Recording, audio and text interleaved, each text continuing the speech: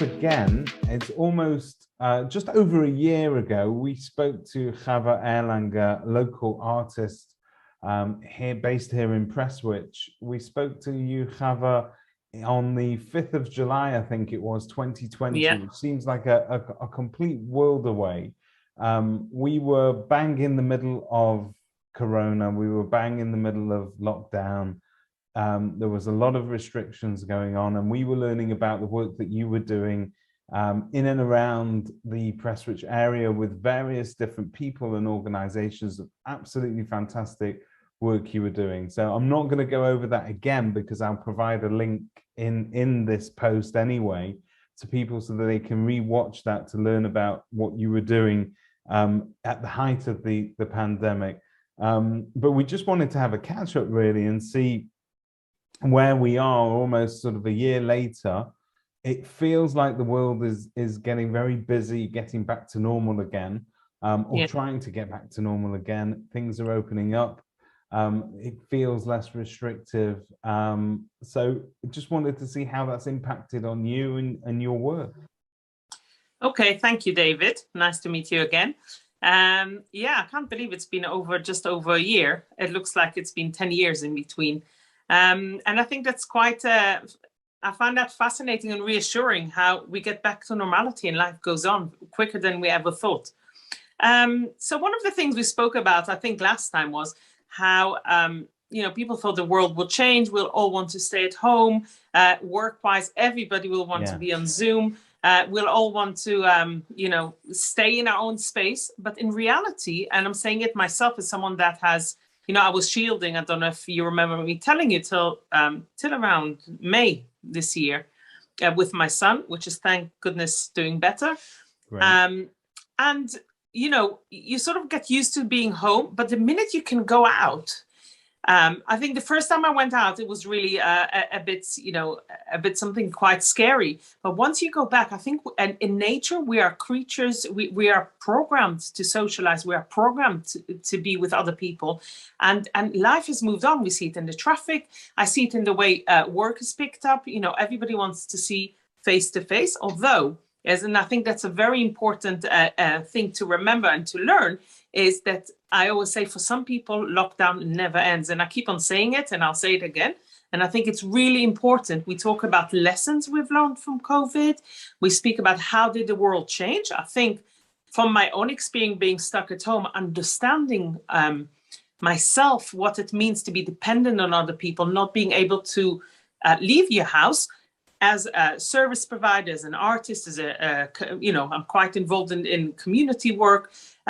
And any business, it is important to remember and keep that link, that Zoom link, Teams, whatever you call it, open and use that. However, work is going back to normal. People want to see you. People want to socialize. People want to get hugged. We're very touchy creatures. And I think it's beautiful in a way, because I think a few months ago, we never thought that would happen. We just thought the world will change forever. Yeah. And it didn't. I think it's fair to say that we, sometimes you don't realize what you have until it's not there. So you do miss that. It's hard to be around friends and family without that touch. If you're a tactile person or whatever. Yeah. I must reiterate, you shouldn't go up to total strangers and touch them. That's not the sort of advice that we're giving out today. But certainly when you're together with friends and family, you tend to find that first meeting with people after lockdown was a bit weird, and everybody asked that same question: are we meant to do this? Are we allowed to do this? But I think that's become more and more normal. And I think if we were to look at something hyper-local, we are now talking at what was sort of mid-September now, or coming up to mid-September quickly. We've just had Parklife here on our doorstep, and you know what, Parklife, it's an interesting thing. It really sort of divides opinion every single year. Not just I love it. Lockdown. Some people love it because let's face it, it does a lot for the area.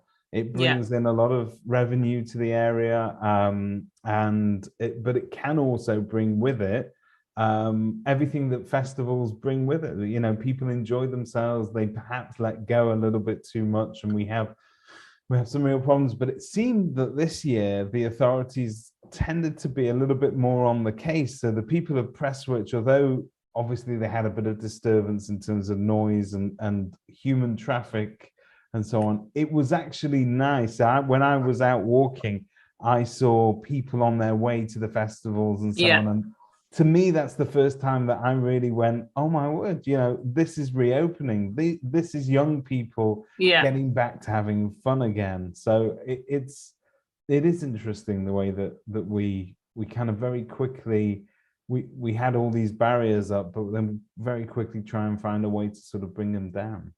Yeah, and I think park life is a good example of how people, despite, you know, everybody knows there's a certain risk probably involved in having so many people, you know, COVID is still here to stay. But I think it's really about discovering the new world. And I think, I know a lot of people were complaining about park life, but for me, it was just, you know, music to my ears, quite literally. But, you know, it's normality. You know, I never go to festivals and stuff, but I like, it suddenly feels like the world is continuing. And I think if we look at the old world changing events, and, you know, I always refer back to the Holocaust and Second World War, but again, it's one of those events which has changed the world. And if you can be very crude and very honest with ourselves, crisis, you know, major crisis, global crisis, change the world. And it's not always only for bad. There is some good that comes out of it. Obviously, I always say, nobody wants to have the human price we had to pay. You know, people that suffer from COVID till now, loss, that's not what we're looking at. But if you look at it very crude, it has brought some changes. For example, sometimes I think about the time I used to waste traveling to meetings. That still happens on Zoom. You know, it's more cost effective. It's, you know, it's easier. You can sit in your PJs at home, you know, things like that. Well, you asked me earlier today how we were going to do this and whether we were going to do it in person or not. And I panicked there for a minute, because doing it in person is an entirely different thing. We've got very used to sort of dealing with Zoom. There are certain efficiencies that are amazing. Obviously, in the estate agency world, we've been doing a lot of face-to-face stuff, because there's simply no other way to show somebody a house. Yes, we've got video tours and things like that, which we really enjoy doing. And I know some people even enjoy watching them. People get very curious as to see how other people live, but there's no replacement for doing things face to face. But there are certain efficiencies, and in terms of meeting time, you're 100% right. Us being able to meet now cuts out whatever it is in terms of traffic either side, and meeting each other in person. I think what's very important is to look at the way businesses changed, and be very open-minded. So I think you can't take away the fact, for example, someone like myself, you know, I thought, oh, I found a new business idea, which I did, and which saved me during COVID, all the packs and Zooms. But as people are going back to the old-fashioned way of business, you suddenly have to recreate yourself again. In my specific business, you know, providing service, you know, selling sort of, you know, I'm the service, you know, as an artist, as a speaker, as a facilitator, and you suddenly have to recalculate it. And that can take a lot of effort, and it can be quite a shock to the system, because I think people sort of thought, okay, this is changing forever, and it hasn't. So now how do we go further? And I think one has to be, I think unless you really are open-minded and very determined to go with the changes, to go with the flow now, which going back to what the world before is a change again. And I think we're not going exactly to the same world. So there are certain changes which have occurred the way, for example, now in my field, most of the work is COVID recovery. So you need to know to look for the bids, for the, you know, whether it's the NHS, whether it's, you know, the lottery fund or different mental health charities. You know, mental health charities is a big word now, and people have been affected. And I think the secret is by trying to utilize, without being crude, but trying to utilize the change, the need of the public, and, you know, monetize it and create it into a business. And that's not easy for everyone, because it's like, okay, I moved from A to B, and now I'm moving back from B to A. And how do I do that? Let's talk about your business specifically, because you know, for those people that might not know, so you're an artist, but your artwork that you create together with the people that take your classes or courses um, is almost therapeutic for them. So you Yeah, provide a lot of courses for vulnerable adults, for the elderly, for people with different needs yeah. that can express themselves tremendously well and beautifully in art, but in real life might struggle with that. And so you found a way over lockdown to sort of reach those people, and because it seems it's one of those things that you can't do over the phone or you can't do over Zoom, but you Yeah, made sure that everybody had those. I mean, I remember seeing those pictures on Facebook of those packs that yeah. you sent out, and those care parcels really were full of art supplies, clay, whatever they needed in order to do the activities that you were doing with them. And you probably ended up reaching people that you've never managed to reach before. Yeah, so I think that's one of the things which is amazing about lockdown. Again, positive is that we have reached out, whether it's through the NHS work I've done with the NHS or COVID stories or different mental health charities such as JAM. Is that, yeah, we reach out people that will never actually leave their house and come and take part. There's something very comforting.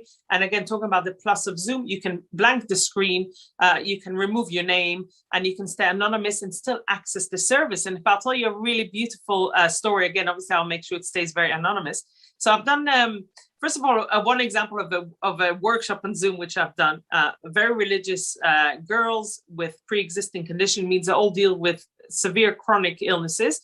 And they wanted a group to support them during lockdown. A lot of them were shielding, and the whole group was blank. So I was giving, a Zoom session, talking to myself, so a bit like talking on the radio. But and afterwards, I didn't know who I'm speaking to, who's behind the screen. But what was nice and was really amazing is the feedback I got by email. From the girls or young ladies which participated, which was their work of art, and explaining how that helped them to process their feelings and their emotions. So that's one plus, for example, of reaching out for a group, without actually knowing who you're working with, which is bizarre, but it works. And the other example I had was a lady which would come, also again, I don't know her name till today. And she was always creating one of our mental health groups. And one day I get a call. She goes, "Can I come to your garden?" It was still sort of lockdown. "Can I come to your garden to show you my work?" And I said, "Yeah, obviously, I'm curious to know who you are. Come to my garden." And she bought with a few big pieces of paper with collage artwork, which she has done to process her experience during lockdown. So this particular lady got sick with cancer. But because she said she didn't have a cancer experience and she didn't have a lockdown experience because she was so busy, she didn't have the regular support that Christie's would provide. And she also didn't have the regular, she felt, COVID was irrelevant to her. So she did a whole load of work through the letter C. So she wrote the letter C and she did all pictures. So it was COVID, cancer, everything else. And she just sort of created a journal through the sessions with all her work. And also because she decided she doesn't want anyone to know she's ill, so she got no support at all. And that was her way of processing, and not just processing it herself, it was her way of explaining her husband and her teenage daughters what she's experiencing. And I think that's quite humbling to be able to help facilitate something Sounds like like a that. tremendously strong lady, because most people, they crumble, and that's no criticism of anybody. It's huge to have to go through that on your own. Especially without that support and all the regular things that you may get outside of a COVID scenario. But for your art or inspiration to be the crutch that kind of gets them through, it must be a great feeling.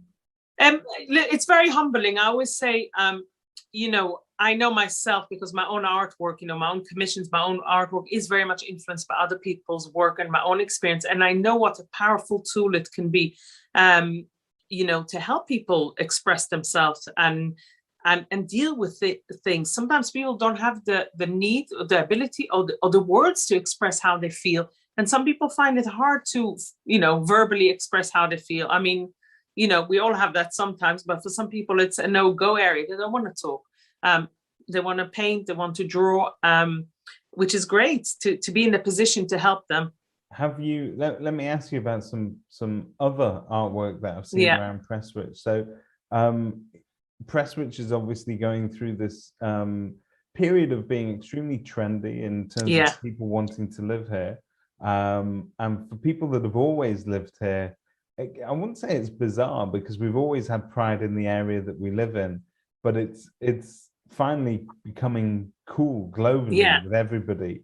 And the way that our kind of high street in Prestwich up and down the main roads looks very different, and there's a bit more of a community vibe going on in terms of the Prestwich village and the rejuvenation there, different efforts going on. But one of the things I see popping up every now and again are these murals that get painted on the side of buildings. And if you ever go to sort of the northern quarter, they're 10 a penny over there. You've got fantastic graffiti and murals all over the place. And if that's your idea of your cup of tea in terms of art, it's fabulous. But here in Prestwich, I drove to the top of Fairfax Road, just as you turn where Poppythorn Lane and I think it's Hayes Road meet. Over there, there's an off license or a news agent there, and on the side of that wall is this most tremendous. I've seen that now. Yeah, it's amazing, and it's lovely and it's colourful. So much so that I actually come out that junction really, really slowly and look at it.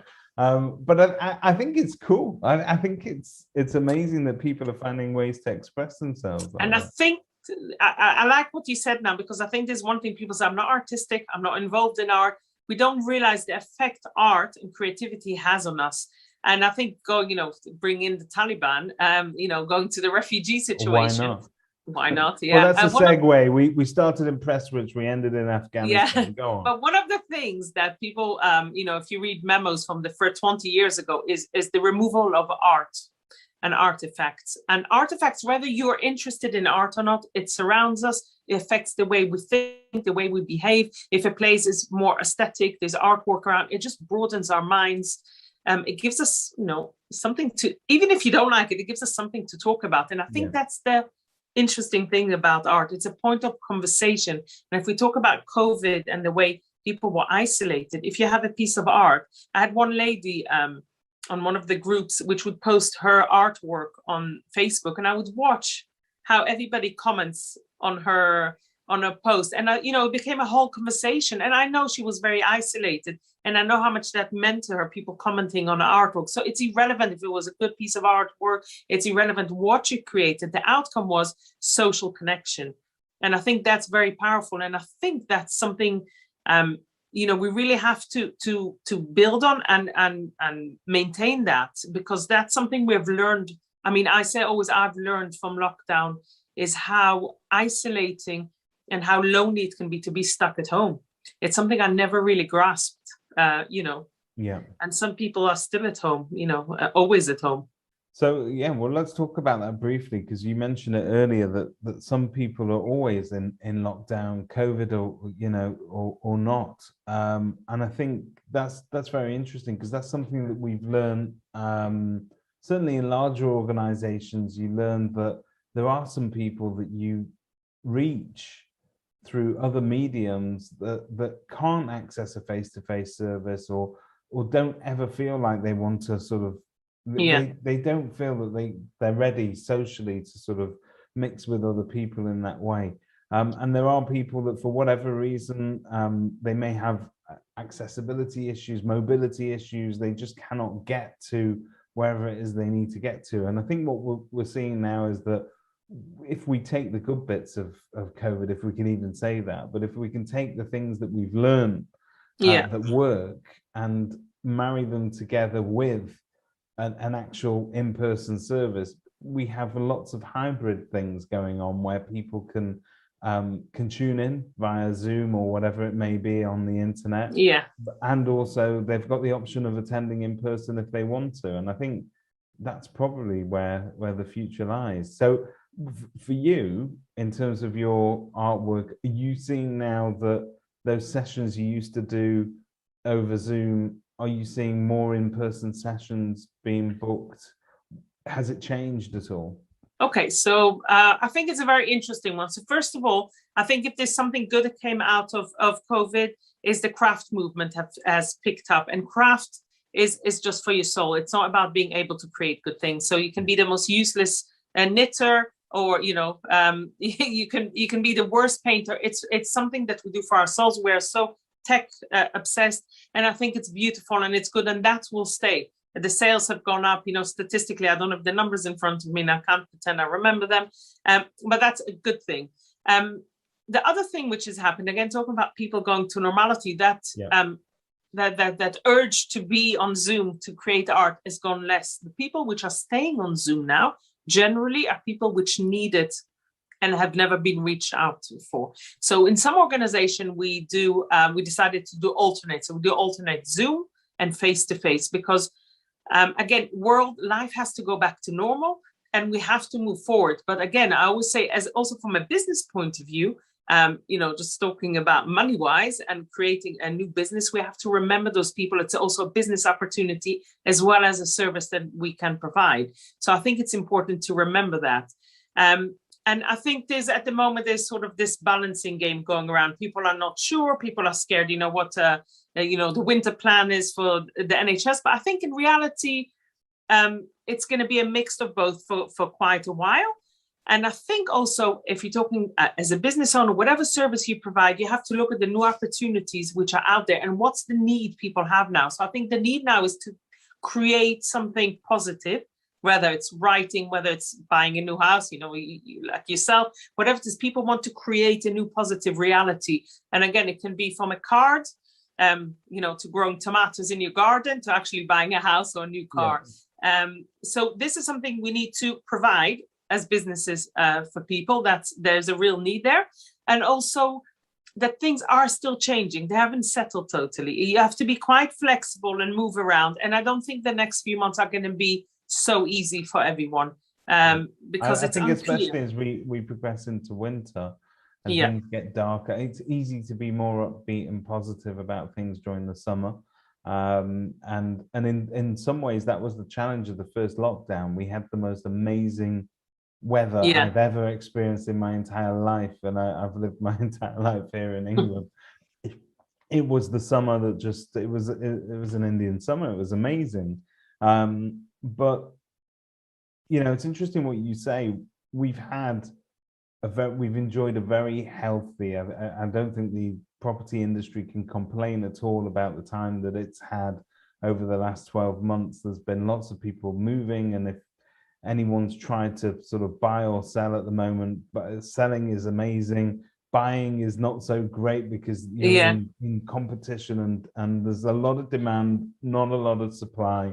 And these are some of the things that we're dealing with on a day-to-day basis. But if you look at the reason why people have started to move the minute we were released from lockdown, and I think you're right, people tried to sort of recreate their reality. They decided that wherever it was they were before, they never wanted to go back to again. Yeah. And moving house can sometimes be like it starts in the beginning. It's creating a reality. It does. So it's fascinating to look at it in that way. I think also it's, I think people, if you look in history, we're always moving. We're not static. So we always move backwards and forwards and changes. We evolve the whole time as society, as business, as individuals. And I think anybody that thinks things will stay the same is not thinking right, if I may say, because it's just history has shown us that's not the reality. If you look at social development, and I think we just have to be also, when it comes to business and work, you have to be, without being crude, mental health for myself is the big thing now.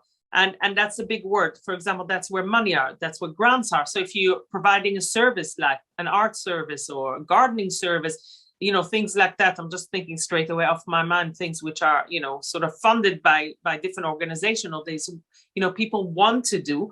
You need to bank on that. And it's not a dirty word to bank on what happened or what's happening. I think people make a big mistake by thinking, if I'm making money from the situation, or if my business is developing, that's belittling people's suffering and loss. No, it's not. And you know me a bit, and you know I've gone through a very, very tough 2 years. Yeah. So I know what it means to go through hell and back and being there. However, that doesn't, life goes on. We need to continue, and we need to create, and we need to move forward. I think we all appreciate that, you know, I mean, this is one of the challenges of coming out of lockdown in general, is to try and sort of support local businesses as much as possible. It's why we have the chats that we're having at the moment. And it's easy to say that you champion that, or that you're a fan of that, but sometimes a local business doesn't have to mean a shop that you walk into and buy a physical item. And sometimes it can be services that improve the quality of somebody's experience or somebody's life. And art is something that you can't, it's one of these things it's hard to put a price on. And everybody's experience of it is a little bit subjective, but it can, what you do with people is much closer to therapy than it is to actually producing art. So how do you balance that? Because last year, one of the great things, and we've got one on our wall, they make great gifts, by the way, for people moving into a new house, but your bird of peace, very colorful design on perspex, I think it is. It is, very, very nicely on a wall. So we've got one at home, and it's fantastic, and it's the centerpiece of our kitchen at the moment. But in terms of that, is something that you did to raise awareness for the NHS. And it was very much of its time. So how do you balance sort of providing services that give people therapy and producing artwork that you can actually sell? Like where does it stop? Okay, so a good question. I get asked this a lot. So I say always, I do probably like 60% of my time community work. And again, I do it by choice. Yes, I make a living of it, but I do it by choice. I know I have the ability to facilitate it, and I enjoy it. And it's things like the Bird of Hope, which is actually going up for sale again as Christmas gifts. The last, I think we have 70 left. So it's a limited edition. There's not so many being manufactured. And I'm actually in the middle of quite a few. So November, I'm booked into the studios. I'm finishing a commission for St. Mary's Hospital. I'm applying now for several commissions. So it is a bit of a balance. And yes, as an artist, when big commissions are on, you stay up till 2, 3 in the morning. And the local wine or gin provider loves you as an artist. So I do make sure, because, you know, it's a coffee on one hand and wine or gin on the other hand. I think for me, my work always sort of feeds into each other, because most of my work is about looking at life experiences, and seeing how can we, you know, how it affects myself, how it affects other people, and trying to find a positive in it. The Bird of Hope was sort of came out of, in a way, desperation, but it sold really nice. And again, what was really nice about it, I think I said it last time, I'll say it again, is the letters I got from people sharing, again, talking about art, helping them to share their stories. And I have some really lovely emails from people that I've never met, don't know who they are, sending me, you know, long private, you know, life stories of feel a bit, you know, sometimes it's a bit of a responsibility. You think, ooh, that's a little bit more than I expected. But I think that's the beautiful thing about art. It talks to people, and it facilitates them, whether you're doing a workshop or you're selling them something which means something to them. I have been working on developing some new work reflecting on sort of life moving on. But I hope it's going to be ready for sale for Christmas, but I'm not sure, because I have to finish the other commissions. So yes, it's a balance. It's not easy life. Making a living out of art can be challenging. And I'm saying now, this time when things are sort of balancing out and sort of changing again, it can be challenging, but it's about being willing to move with the flow, be flexible. And again, you talk about working within the community and working together. I think it's really important. I try to source as much as I can locally and use any service providers locally. And I think we should all do that. Because, you know, why not? So I know funding for the arts is always something that's in and out of papers, and there's never enough of it, and there's always been a squeeze on it. because some people don't see it as being an essential item. They don't place value on it. But in terms of kids at school learning art and the amount of support that that gets, do you think there's enough of it? Do you think with each? No, I think in England she's already in there. No. No, because I think it's actually very often I get kids coming for private lessons, which just you can see there's not enough creativity in school, and that comes from a very old-fashioned mindset that art is, as my son was told, for the weak-minded woman. Someone once told him that, so I don't think they meant me. They may have told that to the wrong woman. I tell you. I think people don't realize that doing art or learning art or engaging in a creative activity is not really about becoming an artist and sitting in your studio. It's about developing the way you're thinking out of the box. It broadens your mind. It helps you in other things. It's just a way of looking at the world, looking at the details, at the colors, there's so much to it. If you think about the time and the research that goes into creating a piece of art. I mean, I personally spend sometimes months. The commission I'm working on, I told you I have to finish in November for St. Mary's Hospital. So that's a good example of work which is influenced by the research. So one part of the project was research through art, and that's feeding into the creation and the concept of the artwork that I'm making for display. And it's just, it goes so much further than just, taking pen to paper. It's relaxing, it's unwinding. Also, not everybody's an academic. Kids which are not academic fall out of the school system. Art helps people to relax, to express themselves, endless. There's exercise involved, and all that is not being given enough to school. We focus way too much on a very academic system, which is very square, which doesn't fit every child.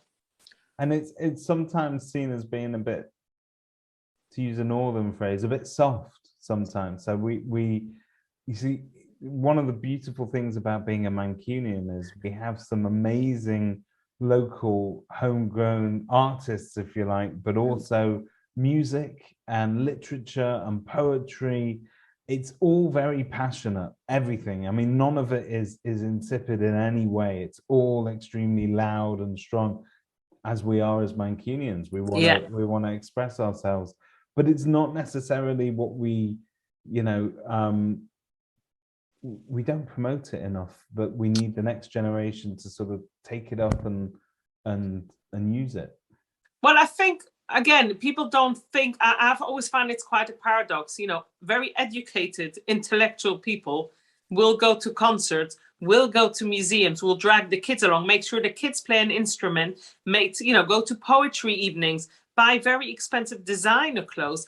That's all that part of the life, collect art, have an interior designer. All that comes from the artistic side of life. It's about realizing that we are a puzzle, the world. We need all those parts to create a whole society.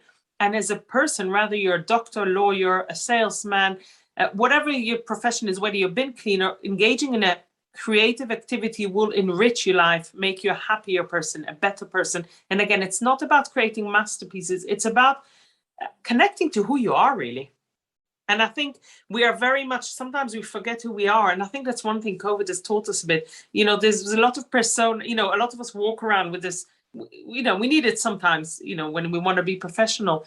But I think one thing that COVID as a virus taught us, it doesn't matter who you are, we're all human beings, and we were all under the same threat. And in the same way, we all have needs to express ourselves, to be part of society, to enjoy life. And I think it's the fun part of life. And we lost it a bit. And COVID has brought that back, and that's great. Yeah, there are some things that you rediscover. I mean, what I found was fascinating, where particularly locally, people started little like cottage industries, like little businesses. Somebody was baking cakes, somebody was creating, I think designs with flowers and all sorts of different things. But we started to sort of use our hands more. We started to express, and people they dropped the persona of sort of who they were on a day-to-day basis, and they decided, yes, what I like to do is bake cakes, and that's what we're going to go and do. So people have found different ways to express themselves and turn it into businesses as well. And I think it's great. I met a dentist the other day, and I don't remember a business name, but I'll drop it to you that you can put it in the comments. And she's a dentist, and during lockdown, she started creating jewelry and really beautiful. It's all little beads, and suddenly it's very cool. I think, if someone would have told us 20 years ago she'll be making beads and selling, little bracelets and gifts for girls, she would probably laugh. But, she said it's the best thing that ever happened to her. And it's not about, I think there's a mistake. People take the, equal intelligence and art don't equal each other. So first of all, I think there's a lot of thought goes into art, and a lot of, it's a different way of thinking. It's a different way of intelligence. And second of all, whether you use it as a profession or not, it enriches your life. It makes you happy. So, who cares?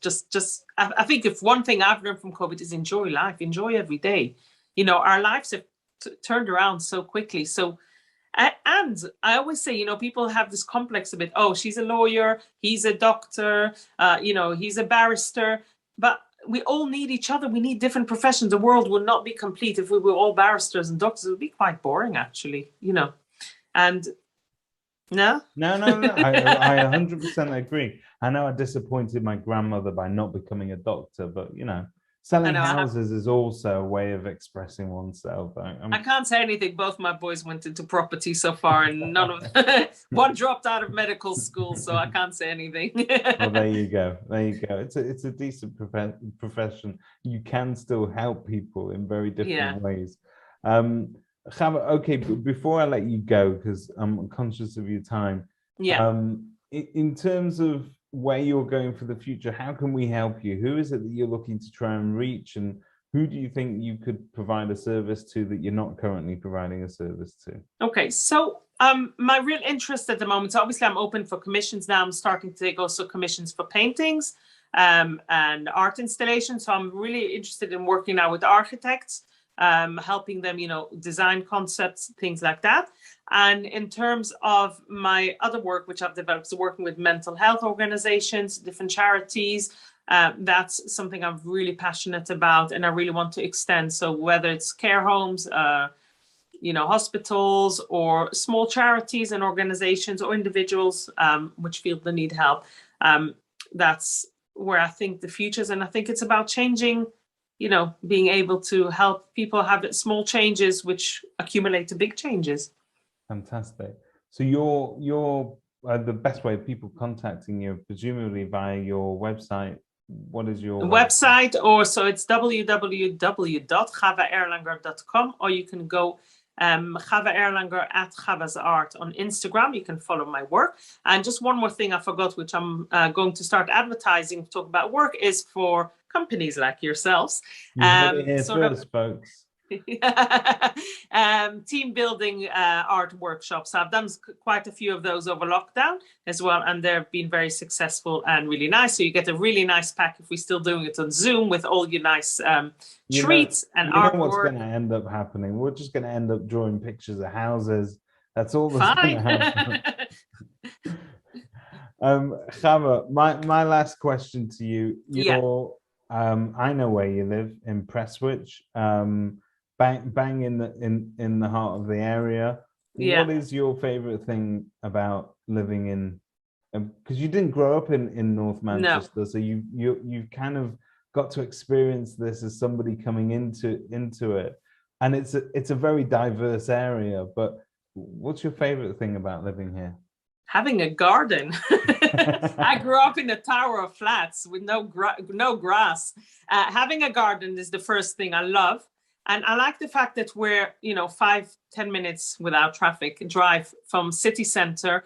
And obviously my kids are grown up now, but it's a really beautiful place to have your children grow up. And it's a real diverse community, different cultures, different religions. And I feel safe. I know people talk a lot about Prestwich, but I think it feels like a safe place. And it's very, I think when you grow up in Prestwich, you don't appreciate the fact that you have trees and gardens and it's green everywhere. I love it. For me, it's like a surprise every day. Tremendously so. And anybody that thinks differently, they can go and travel to London. I had to travel there for business, I think, last month. And it can just seem like one big grey concrete city. When you come back to somewhere like Prestwich, especially in the summer, I mean, it's fantastic. You've got parks, you've got tree-lined streets. It's a great place to live, and there's lots going on, and it's improving every day. But it's just interesting to get somebody else's perspective on it. Well, I think I'll sound very artistic and very aloof, but I'll say it anyhow. One of my favorite activities is in the summer evenings, just to sit in the garden as the sun sets and listen to the birds, and have some apple trees and plum trees in my garden, and just I feel so happy because I feel like I'm so lucky. I'm living so close to town in an urban place, which I need a bit of both, but I feel like I'm on holiday in the countryside, and it's beautiful. So well, on that note, I don't think I can give Prestwich any better accolade than that. It's a superb place to be. Thank you very much for your time. Thanks for sharing with us, and we're going to check in with you again. And please, if you do get that work up and running before Christmas, please come back and tell us about it so that we know what we're buying people for Christmas this year. Yeah. Will do. Thank you so much. Chava, thank you. Take care.